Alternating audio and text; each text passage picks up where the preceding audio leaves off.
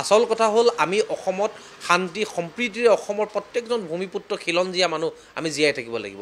আমাৰ লক্ষ্য ভাই ভাইৰ মাজত কাজিয়া নহয়, আমাৰ লক্ষ্য হৈছে বিদেশী বণিক গোষ্ঠী, আমাৰ মাজত হৈছে বহিৰাজ্যৰ পৰা যিসকল প্ৰৱৰ্জিত হৈছে, যিসকল আমি বহিৰাগত বিদেশী বুলি কৈছোঁ, লাগিলে তেওঁ দেশীয়ে হওক বা বহিৰাষ্ট্ৰই হওক, গতিকে সেইসকলৰ বিৰুদ্ধেহে আমাৰ যুদ্ধ হ'ব।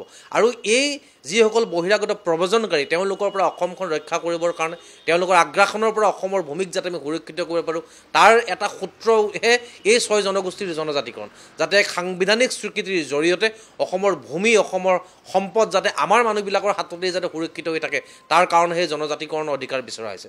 গতিকে যিসকলে এই সংঘাত কৰিছে তেওঁলোকক আমি এটা কথা আহ্বান জনাম যে আমি কেতিয়াও পৰ নহয়, আমি আপোন। আমাৰ যুদ্ধ হ'ব লাগিব বহিৰাগত বণিক গোষ্ঠীৰ বিপক্ষে, আমাৰ যুদ্ধ হ'ব লাগিব প্ৰব্ৰজনকাৰীৰ বিপক্ষে। গতিকে আমি আমাৰ মাজত সংঘাত সংঘৰ্ষ সৃষ্টি নকৰিবৰ কাৰণে আমি আহ্বান জনাইছোঁ।